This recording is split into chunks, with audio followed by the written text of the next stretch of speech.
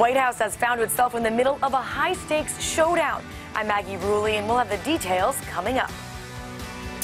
On the hunt this morning, an Austin attorney killed in his home. Why police are looking for this man in connection to his death. And look outside this morning. The rain is back. At least it's on its way, and our area under flash flood threats. Good Monday morning to you, and thank you so much for joining us for Daybreak. It is just about 6 a.m. I'm Brian May. And I'm Yvonne Nava. Let's get right to our weather with Erica Lopez. That's right. A gloomy start to our day. Overcast skies and temperatures on the warm side. Also humid. Dew points are in the upper 60s. That's all the Gulf moisture that will be activated into some strong to possibly severe storms this afternoon. So your Monday severe weather outlook, we do have a slight risk that's in place for the majority of our viewing area all along I-35. This evening into the overnight hours, things are going to get quite busy. Let's talk about lunchtime plans. We're calling it about a 60% chance of some showers. This will be light to more moderate rain that we can expect for about lunchtime today. But when things will be on the more active side is later on this evening. This is where a line of showers and activity will pass through our viewing area. Notice heavy at times. This could spark up some flash flooding concern, could spark up some hail issue, and also some strong to damaging winds. That's exactly why that slight risk for severe weather is in our place. Flash flooding concern, that's our main issue because it's going to be a kind of slow moving line of showers and thunderstorms later on this evening. Can't rule out some wind and hail also, so we're putting that in the medium category. And rotation, very, very minimal we could expect this evening. But again, I think flooding is going to be our main issue. I'll talk about how much rain we're expecting later on this morning. But first, let's take a look at the roads this morning as commute times are looking pretty nice so far. This is what we're seeing if you're commuting on I-35 this morning. Notice not too bad as you're heading out the door at about 6 a.m. But obviously, within the next 30 minutes or so, we'll see some slower commuting concerns. A couple of accidents popping up.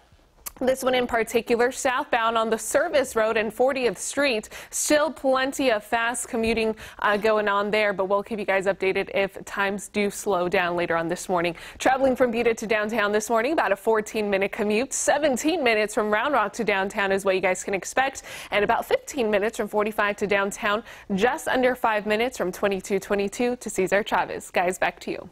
Erica, thanks. This morning, the Travis County Sheriff's Office looking for a man wanted in connection with the death of an Austin defense attorney. KVUE's Corey Coffin joins us live from Travis County Sheriff's Office headquarters with details. Corey. Well, good morning to both of you. We first told you about James Short on Friday. Well, authorities believe his death is suspicious, and now they need your help. TCSO released these photos over the weekend. They believe this man that you see in this photo here is connected to Short's death. They're hoping that the public can identify this man and call investigators immediately. Now, the man was last seen driving a 1999 tan Chevrolet Suburban with the Texas license plate number DRW 3438. If you have seen this man or know that car or know anything about this case, call police immediately. Now, deputies got a call for a welfare check for the 74-year-old Austin defense attorney early on Friday. By the late afternoon, they had a warrant to get into his home, and they found Short dead inside. They did tell KVUE it's clear he did not die of natural causes, and he did appear to be targeted. According to our partners at the Austin American-Statesman, Short, those people who know him, they say he was kind and always a professional. They also say his death is a tragic loss to the defense industry. We'll have more information as we hope to learn more from TCSO later today. We're live at their headquarters this morning. I'm Corey Coffin for KVUE News. Guys, back to you. Corey, thanks. President Donald Trump starting his week off with concerns about Syria after last week's missile attacks. Russia and other nations now releasing a joint statement saying the United States has crossed the line by attacking Syria. This comes as the president's Secretary of State heads to Moscow this week. ABC's Maggie Rulli explains how U.S. leaders are now dealing with threats of retaliation. Overnight, Secretary of State Rex Tillerson's making his way to Moscow as the U.S. and Russia find themselves increasingly at odds.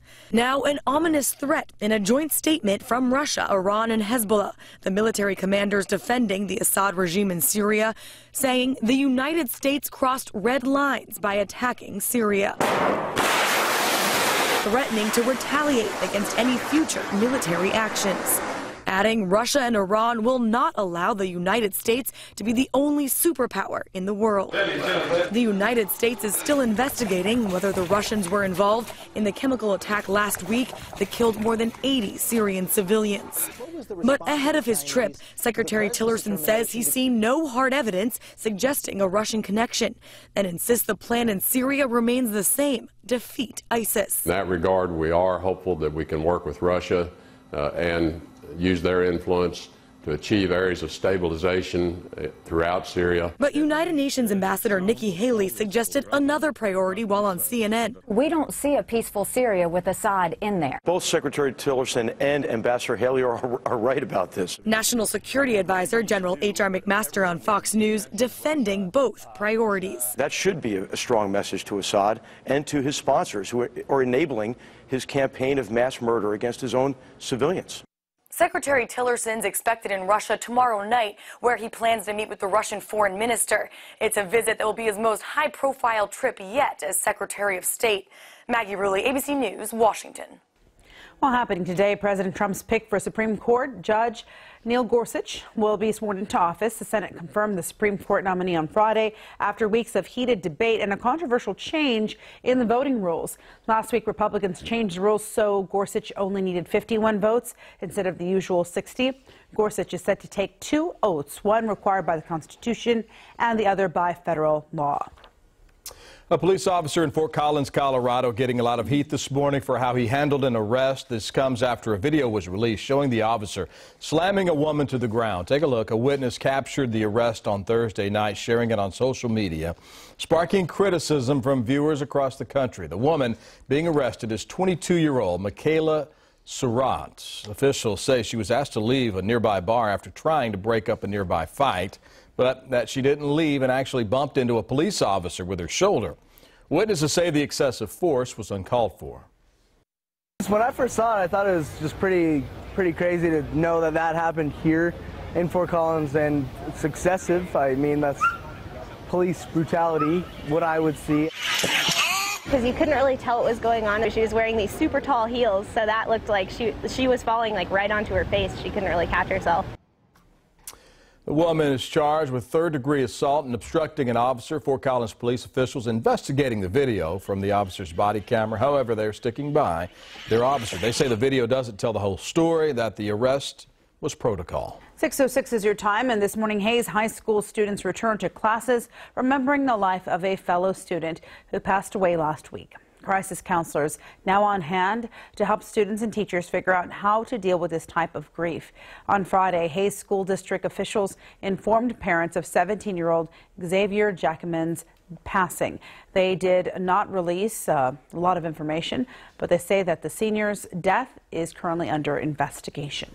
A warning for families in Georgetown. Officials say a bat found Thursday has tested positive for rabies. The bat found on a residential property on North Austin Avenue. This is the third rabid bat found in Georgetown this year.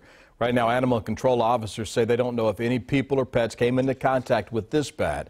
If you find a bat on the ground, don't touch it. Call the police department at their non-emergency number. That's a face to wake up to, That's right? a beautiful little face. Oh, my goodness. Well, heads up for those in West Austin. A boil water notice is in effect. Austin Water says several streets in the Davenport Ranch neighborhood are affected. That's east of Loop 360. It includes Waymaker Way, Clarion Cove, and Neverbend Cove. A loss in pressure at a pump station triggered the notice. We're going to let you know when things get back to normal. A new high-speed transportation system could be coming to Texas. The privately held company Hyperloop is attempting to revolutionize transportation with a low-pressure tube that can travel about, the vehicle inside of the tube can travel about 700 miles an hour. It will get you from Austin to Dallas in about 20 minutes.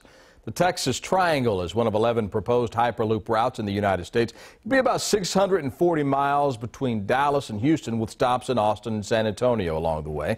The 3 U.S. winners will be announced later this year if Texas is chosen.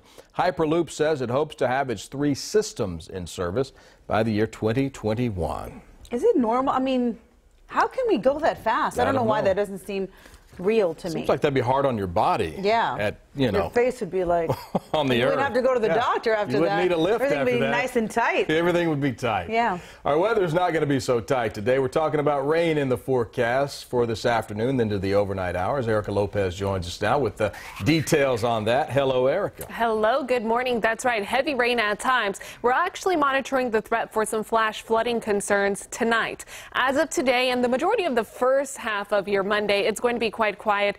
Dew points are on the high side, though, so muggy, overcast conditions is what you're waking up to. But there is a severe threat in place for the evening and overnight hours. We're talking about to strong, possibly severe storms, and that will be dumping some heavy rain at times. So notice rain shower percentages are going to increase throughout this afternoon, starting off with light to moderate rain, increasing to heavy rain for the evening and overnight hours. Your rush hour forecast is looking okay, so we're giving you the green light, but then the yellow light for this afternoon, as there could be some thunderstorms and heavier rainfall rates at times to give you guys some issues. So again, keeping an eye on social media photos. I haven't really been able to find many photos this morning, so find us on Facebook, Twitter, Instagram. Let us know how you enjoyed your weekend, or let us know how you're battling the rain, and I'll feature those photos here this morning on Daybreak. Guys, back to you. Those kids were cute, though. I like those kids. You could use the picture of Yvonne's egg I posted on Twitter this morning. I'm trying to eat a little breakfast, and he said, man, Yvonne, that egg smells great.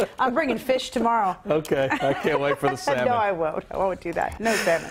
Well, this morning, 2 people are suing Wise potato chips. I don't think you'd mind smelling that, right? No. Claiming that they're being tricked, though, into buying more air than actual chips. In the lawsuit, the 2 say they were, quote, financially injured when they bought bags of chips that weren't all the way full. The bags cost around $2 a piece. The pair are suing for unjust enrichment and punitive damages. Oh, come on. But that drives me nuts when you get a bag of chips out of the thing and it's got like 9 chips in it. No, that is annoying, but you're gonna how much? I don't think they want their $2 back. I think they want a whole lot more. They want more than $2. Yeah. Delta passengers dealing with serious delays this morning. Why the airline is canceling hundreds of flights and what they're doing to help some passengers in return. Plus, a new crib that has parents and Ford car lovers talking. How the automaker is using its car technology to help put babies to sleep. And today marks the beginning of a big celebration. It's a 7-day festival observed by Jews around the world known as Passover. It marks the release of the Israelites from slavery in ancient Egypt.